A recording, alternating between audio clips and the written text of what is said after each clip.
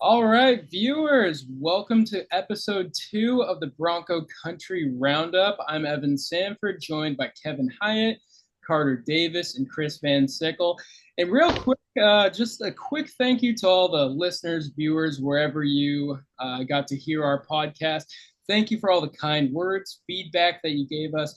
We are trying to be a entertaining and informative podcast and doing the best of our ability to do that.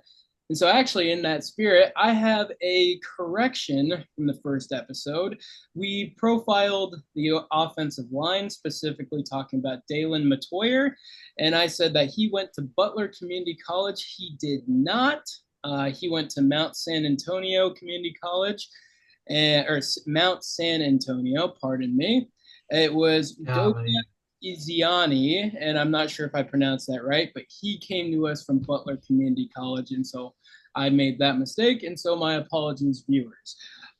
Anyways, another exciting announcement. We have Chase Glorfield, who will be joining the podcast. He'll be contributing to future episodes, so we're very excited to have him. Topics today, as always, we're going to do a little recruiting roundup.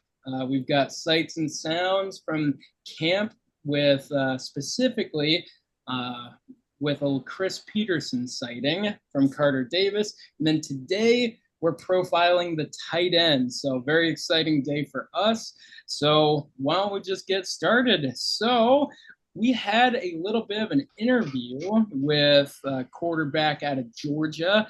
And you guys will have to correct me if I make a mistake with this pronunciation, but Hezekiah Millender. Hezekiah Millender. Okay, and I only practiced that 5 times before the podcast. All right, well, quarterback out of Georgia, interested in Boise State, and Chris got a chance to interview him. And he also got a chance to sit down with Jacob Tracy, who you might remember from the first episode when we profiled the offensive line. Chris, what did you find out? Yeah, I had a good time talking about these kids. They're both good kids, bright futures. Hezekiah, his top 5 right now is going to be Georgia State, Akron, Morgan State, Austin, PA, and good old Boise State. Excited to see where he goes. He may not come to Boise State. That's going to be up to him. If he doesn't, I wish him nothing but the best. He's a talented quarterback, big arm. He can do some stuff in the pocket and outside it. So I really enjoyed talking to him. We will see if he takes an official visit. Not sure if that's going to get set up. But that is what I've got on Hezekiah. And Hezekiah, if you see this, I'm sorry I mispronounced your name. Every name we mispronounce, they are going to watch it. I just think that's going to happen. We need to have like a rule, like 20 push-ups for every name we get wrong. Oh, I better not mess up any names then. I ain't doing no 20 push-ups. I just don't say names. I just say, yeah, that kid out of Georgia. Yeah, him. That wonderful quarterback out of Georgia whose name. Exactly. Oh, sheesh. But no, he's a good kid. Really enjoyed my interview with him. So if you're watching this, Hezekiah, I appreciate you. The next young man I spoke to is Jacob Tracy, 6'6". He's coming in as an offensive lineman from Yelm, Washington. He tells me he's now up to 265, which you'll love to hear with an offensive lineman. Yeah, I get that. All right, getting in the weight room, body armor. That's right. Really good kid. Found some things that I found interesting with him is this is going to be his first year. He's always played both ways. He's going to play defensive end again. But this is going to be his first year focusing purely on offensive line, not tight end. It sounds like he's played mostly tight end, actually. So I'm excited to see video. He's a video of him playing tight end, and he plays like an offensive lineman. Oh, yeah. He's a brute. Yeah. No, I loved his tape, actually. He shows really good soft hands. I mean, if they need a tight end, like, kick him out there. He's going to do just fine. But he's got big frame, long arms. Super excited about the kid. He got noticed at the Boise State summer camp, actually. loves Coach Keene. This should come as a shock to no one, but Spencer Danielson immediately won his parents over. I think he would win anyone's parents over. But I'm excited to see what he does. He knows it. He's going to have to add weight, of course. But I love to hear that he's just going to focus on the offensive line, really just engross himself in that, and then come in redshirt. I hope for his sake, because I wouldn't want to play offensive line at a D1 level as a true freshman. And I see great things for him. Super excited. Love talking to him. He gave a lot of love to his parents, so he's a good kid. Fun little fact, he played soccer. I told him, dude, I've never heard of an offensive lineman playing soccer. So he loved it. Yeah, I know, right? Yeah. Did he say, like what position? Was he like defense or goalie? He had to be goalie. Goalie? He got those on. I believe he said, and I'm sorry, Jake, if I heard you wrong, middle back. So I think that's defense. I think that's defense. I only like one kind of football, and that's the one with pigskin. So shout out to the summer camps, though. That's, you know what, those things are recruiting gold. Just another example of a kid who's overlooked, comes in and just flashes it at the camp. If you've got that size, though, and you can move like a tight end or a soccer player, they're going to snap you up. So good for him. He'll be up to for an official visit for the Portland State game. I told him he's going to be impressed. It's going to be loud. So let's not let him down, guys. Don't make me a liar.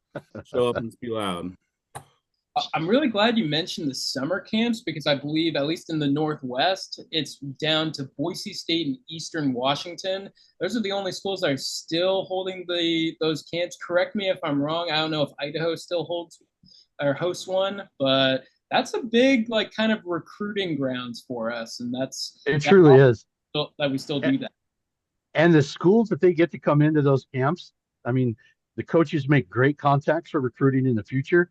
But they get a bunch of those Cali schools that come and bring their players up to Boise. Let me tell you, that is recruiting gold. I truly mean it. That is a way that Broncos have gotten in on a lot of really good athletes. And, with as much as we've talked about Jacob Tracy's quickly becoming a star of this show, might have to get one of the NIL T-shirt jerseys here in the future. Might need one. There you go.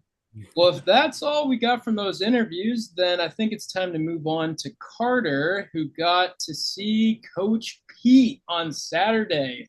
So what did you see from camp? What can you talk about? And quarterbacks, right? That's all anyone cares about?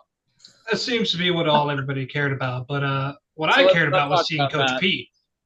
Exactly. Because God, growing up, he was like a local hero to me. I remember when he used to do those run with Coach Pete, like little fundraisers, and God, I wanted to go to those so bad just to meet him. Beat Pete. That's what it was. And I always was like, I want to meet him so bad. But my biggest regret at college is that and I'm a runner, and I didn't do the Beat Pete challenge. That is my biggest regret. I was like finally gonna do one, and then it goes to Washington. I do remember meeting him at a camp one time because I introduced myself, but I wasn't being recruited by Boise State. I just wanted to meet Coach Pete. But I remember practice on Saturday. I remember looking over and I was like, God, that guy looks a lot like Coach Peterson. And then I thought to myself, I was like, why would Coach Pete be here right now? Like, what benefit would he have to be here? I was like, that's so silly.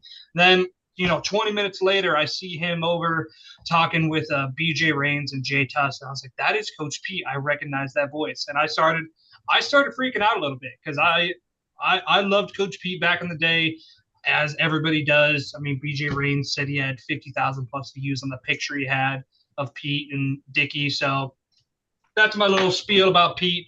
It was awesome to see him. Still had that, excited feeling like I did when I was a kid. But when we're talking about practice, QB play on Saturday, there wasn't much going on. It seemed to be a much more relaxed version of a practice. I think it was the first day they were in shells. So, helmets, shoulder pads. I think they were really more working on motion. What I did see was Prince Strawn, and Prince Strawn he's going to be amazing this season. So what you're saying, Carter, is that on day, what was it, 3 or 4 at camp, you can't tell our entire audience who is going to start against Georgia Southern at quarterback? Actually, you know what? I spoke to Spencer Danielson and Dirk Cutter. For some reason, they decided to talk to me. I know exactly who's going to start, but I'm not going to share it because, yeah, I like to keep that stuff to myself. No, I have no idea. I got it. Nobody. You got to hear breaking news from the Bronco Country Roundup. James Ferguson Reynolds named opening day. James Ferguson Reynolds is going to be it. He's going to nuke the footballs. Best QBR in the nation. We're going to go all the way. Got the size, got the QBR, and got the mullet to win it all. Yep, they told me this is all just a smoke screen, so Georgia Southern cannot prepare for James Ferguson Reynolds. Is he going to throw? Is he going to punt? Who knows? He's going to do both. It's going to be a mystery. But anyway, we're going to put him in a deep shotgun. The deep shotgun. We'll go deep shotgun, and you'll never know where we're going. First day of shells. There's no way of knowing. I mean, both quarterbacks made good throws, bad throws, and in between. But what I was going to say is that Prince Strawn is going to be a problem this season. He beat 2 or 3 receivers on some deep routes. By the time he caught the ball in the end zone, he was 3-4 yards away from the defensive back, like I said in my write-up. So, I mean, the guy, he just looks the part. He looks like an NFL wide receiver. He physically looks strong. Looks like he can stride like a horse down the field. I mean, honestly, if Latrell Caples wasn't there with his experience, I would say Prince Strawn should be wide receiver number 1. But that could be said about Cam Camper. That could be said about Chris Marshall. Like, all of these guys have so much talent, but Prince Strawn really showed out that day. So wide receivers had a good day. Sire Gaines had a good day. He's getting coached one-on-one with Ashton. I saw it multiple times. After every rep, Ashton was telling him, here's what you need to do. You could have done this. I think he's truly being mentored by one of the best running backs in the country, and he could become another Ashton Genty, which is funny because everybody wants Ashton Genty to be like Jay Ajayi or Doug Martin. And so it just seems like it's going to constantly be, oh, this guy's going to be the next Sire Gaines. We're going to say that about some guy in 2 or 3 years. Like, we just pump out running backs, and I think Sire Gaines is going to be one of those. So, wide receivers were great. Running backs were great. Secondary was good. Really, the only thing that was not, I can't even say not good, just wasn't really remarkable, was the QB play. And I think that was because they were keeping it simple. They're really installing offense, going slow. So, I mean, Ferguson Reynolds has a chance because they're going slow with it right now. This early in camp, I'm actually going to be very happy with unremarkable quarterback play. Everyone's still getting their timing down with the receivers. They're building that rapport. Malachi Nelson has to learn the playbook, obviously. So, unremarkable quarterback play might be better than remarkable quarterback play, especially if that remarkable is remarkably bad. So we'll take unremarkable. For sure. I don't want to put words in the mouths of any other media members, but from what I've seen so far, all the talk about oh, this person's better, this person has the better arm, this person has the better decision making, those opinions are most likely being made on very short or small product, really. There's not a lot really going into the practices right now. It's a lot of drills. It's a lot of building the foundation, trying to find the fracture point like Danielson was talking about. I truly think we will get a sign of what's happening after the first scrimmage coming soon. Anything up to now, I think, is just stirring the pot, trying to get people to, focus on my channel or look at what I said about this. That's what I truly think is going on right now. Well, and something to consider too. I love Mad Dog. I truly love Mad Dog. I mean, us short guys, to him, he's like a god because he's a guy that goes out there and does stuff that we can only dream of. So, more power to him. However, this is his 3rd year of running this, and granted, he hasn't always had the same OC, but it's the same system basically, and it's the same players, it's the same makeup, same place. Everything's, the same for him. So this is his 3rd fall. He's got 2 springs. This is a kid who, this isn't new for him. Now, when you flip it and go to Malachi's got how many practice, maybe 20 practices in. I mean, of course he's not going to blow everybody out of the water yet. Give him a chance to get his feet underneath him. Get him a chance to get comfortable, not only with the players, but with the coaches, with the calls, the terminology, with everything like that. expecting like Malachi to come out and just blow the doors off and make it so that the quarterback competition is not a competition. That's expecting superhuman results, and he's incredible, but he's still human. So, and then before I give up the chair here, I am seconding completely your take on Sire Gaines. That dude is a stud. He is going to absolutely pick up when Genty's gone. He will pick up the reins, and I'm not saying that Genty isn't all world because he is. Sire Gaines is right there too. He's going to be incredible. So look for both. That's awesome. And Kevin, just so you know, the term isn't short, it's vertically challenged. Thank you very much. There you go. Well, I come in just under 5'9", so I'm short. Oh no, I'm 5'9" with shoes on. Anyways, thank you, Karter. Thank you very much for taking the time out of your busy day to go down to camp, and we're looking forward to all the insights that you can provide. So moving on, tight end. Now I'm actually going to kind of put you guys on the spot before we get into our profile here, because the tight end position is very popular within the Boise State fandom. So I thought it might be fun, put you guys on the spot a little bit. And when you think of a Boise State tight end, who's the first guy you think of? So go ahead, just shout them out. Who do you think of? Kyle Efall. Okay. Kev? Oh, I wasn't prepared for this. You've got me. I'm not prepared for this. I thought it'd be fun. I've got three guys. I can see them, but their names. Brecky. There you go. Brecky. And that's an old one. If you know that name, then pull up a chair and reminisce with me. Brecky was, I don't remember his first name. What the heck is his first name? Kid was a phenomenal tight end. Local kid who everybody thought was going to go to a bigger school. Stayed at Boise State. Was a stud. And so that's who I'll say. Well, I've got some homework to do. And Jim Brecky. There you go. Jim Brecky. Went to Capitol High. Jim Brecky. Well, I've got some Googling to do. But Karter? I mean, mine is Derek Schumann, just because of everything he did early Boise State for me, not early Boise State for other people, but his work in the Fiesta Bowl and a few years after that. Another one that pops up for me that I think it goes underappreciated is John Bates. Really in those dip years where we didn't use tight ends so much. I mean, if the offense was more focused on passing the tight ends, I think he would have been so much more accolades, maybe even drafted higher. I think he was drafted. Wait. I thought that didn't we outlaw tight ends for a few years? Wasn't that the thing? I felt that way. It really felt that way. Kind of like fullbacks. Didn't the NCAA do away with that position?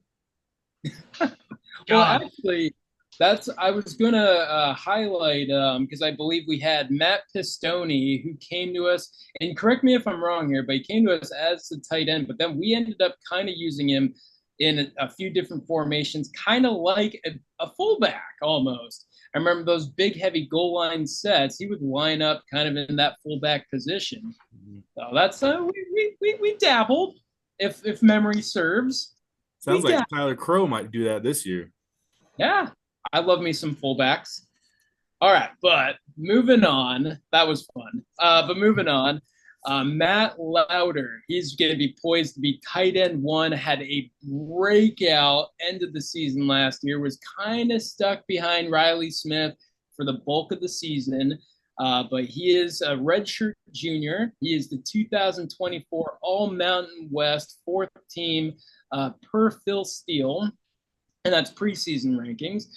Last season, he played in 13 games. He had 9 receptions for 157 yards, 3 touchdowns, and I believe a long of 59 yards. And correct me if I'm wrong, but I think that was against Utah State.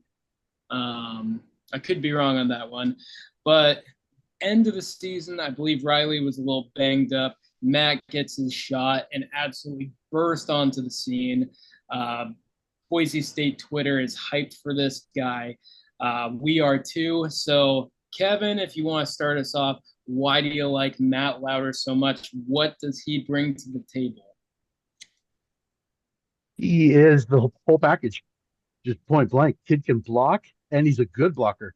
I remember the fact that when the first few times they even talked about him on broadcast for games, they talked about, oh, he loves the block. He's a great blocker. Look at this kid block. He is. He's a great blocker. But the thing is, when they finally started throwing him the ball, they figure out, holy crap, he doesn't drop anything. He is a weapon. He knows what to do with the ball once he gets it. But you put the ball anywhere near him, he's going to come up with the catch. He's a bulldog. He'll fight for the catch. He will fight for the extra yards. He just does it all. He does it all really good. Really high caliber across the board. So I mean, they've got to find a way to. And here's the problem with the Boise State offense. There's only one stupid ball in the game, and they've got too many guys that are too good. Somebody is not going to get the ball like they should. You know, it's not going to be Ashton Genty. So, which one of the wide receivers or which tight end is not going to get the ball? And I'm afraid that some of that might fall on Lauder because he deserves to have that ball a lot more than he'll probably get it. He's just really, really good at the whole game. Well, I mean, 9 receptions, 157 yards. Like, that doesn't sound like a whole lot, yet the hype for this guy is so huge. I mean, it's the hidden yardage in the run game where he he sets the edge. Like, he is an absolute beast. So, like, I would say look at his targets. Look at the number of targets the kid had. For how much he was utilized, what he produced was way beyond what should be expected. And they need to find a way to get him the ball more.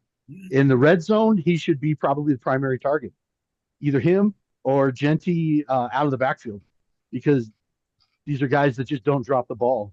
And of course, we have some wide receivers that don't do that either, but that's another day. Now, Karter, did you actually happen to catch any tight end play when you were at camp there?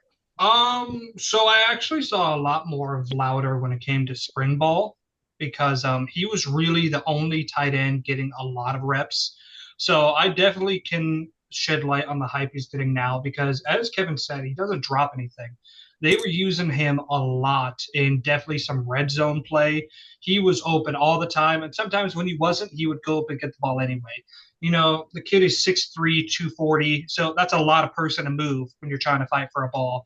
And he was getting first team, second team reps the whole time because there's nobody else there to fill the spot. They were constantly feeding him during practice. And I haven't seen him much during spring ball or during fall camp. And I think that just has more to do with the lack of team sessions. There's been a lot of work in the secondary, a lot of one-on-one, a lot of 7-on-7, really working the wide receivers. And I think the tight ends kind of get lost in translation when it comes to these drills. I think they go with the offensive line sometimes. Sometimes they're with the wide receivers. It's really not consistent. But I do believe that Lauder is going to have a huge season. From what I saw in spring ball, if he carries that over, which I'm sure he will and he'll get better, this kid is going to be a great tight end for us this season. Now, I actually do have a question and I'm going to open it up to Chris and Karter here. Between the 20s, how do you see Matt Lauder being used primarily? Like, is he going to be lining up in like run blocking with the linemen, or do you kind of see him going out into the slot, or like kind of like a Jimmy Graham where he's out wide, or like how do you really see him or expect him to be used between the 20s come the regular season? For me, like what Kevin said, there's too many guys that can get the ball. So I don't think he can go to the slot. He's definitely not going to go out wide because I think we have receivers like Prince Strong taller than him. I think he's going to be one of those sneaky guys where he's going to get down on the line. He's either going to block because this kid can block. I saw it all last season and I loved it. Or he's going to do some sort of block shit, go down the field, try to, sneak behind the linebackers type of thing. I think that's what he's best at.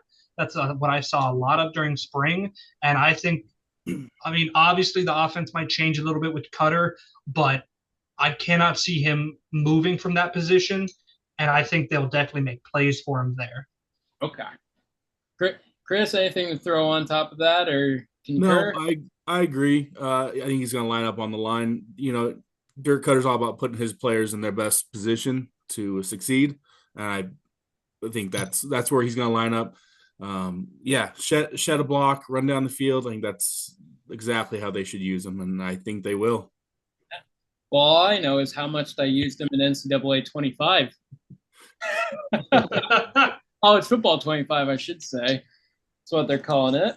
All right. Well, that is Matt Lauder. And so, viewers, if you haven't heard that name, get ready to hear it a lot this season. But he's not the only tight end on the roster. So there's going to be several guys who see the field this year. And just to name a few on the roster, we've got Matt Wagner, a redshirt freshman. Austin Terry, redshirt sophomore. Oliver Fisher, redshirt freshman. Connor Gilbraith came to us from LSU as a transfer, redshirt sophomore, but he is transitioning from tight end to the offensive line.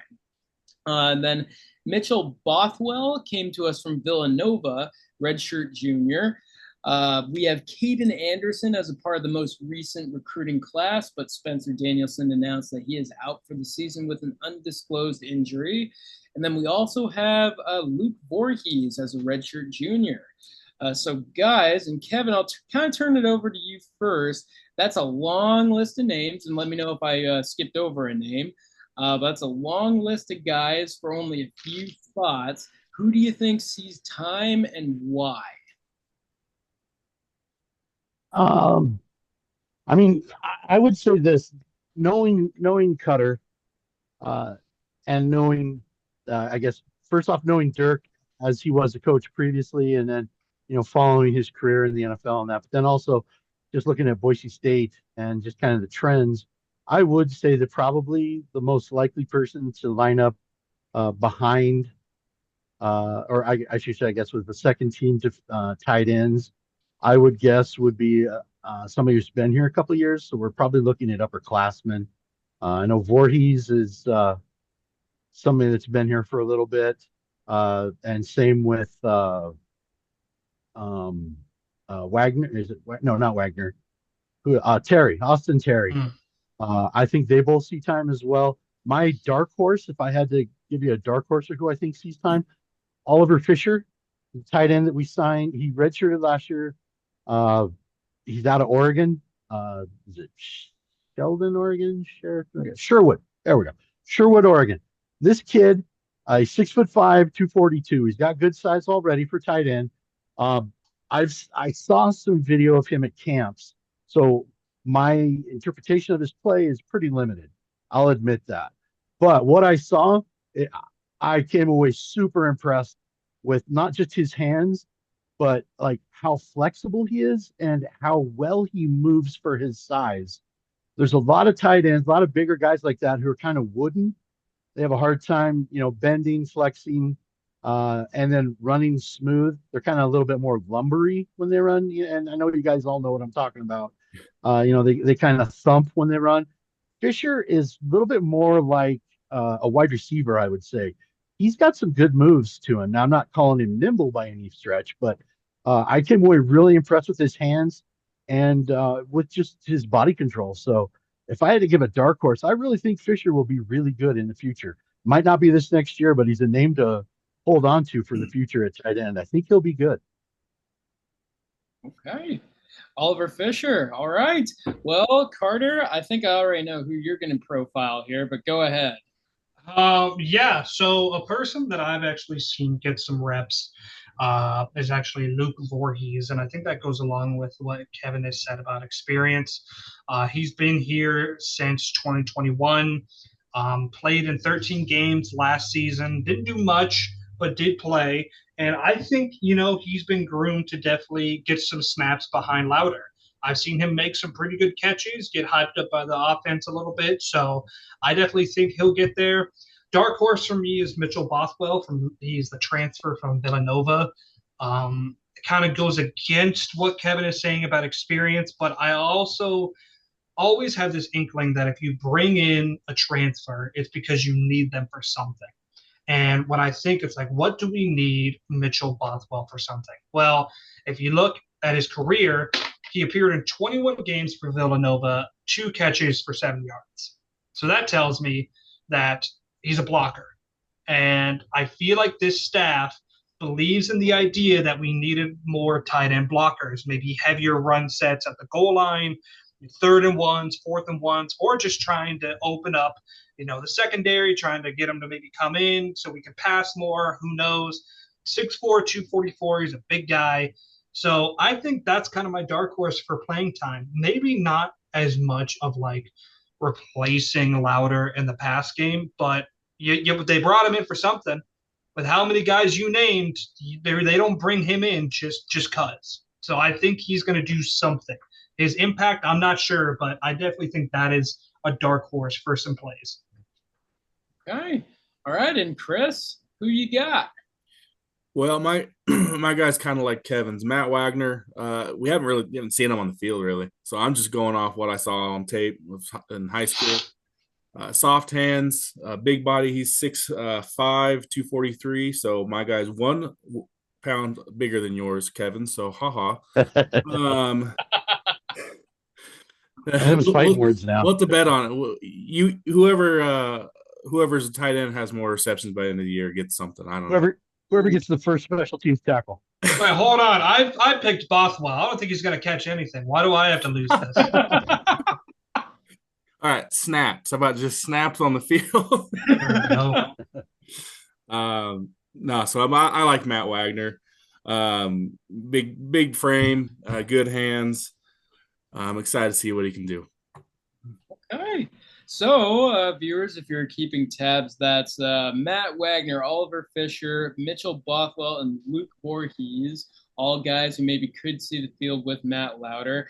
I like what you said about Austin Terry. He's been in the system for quite a while. He's seemingly like behind Louder. He's probably the most experienced or one of the most experienced within the system.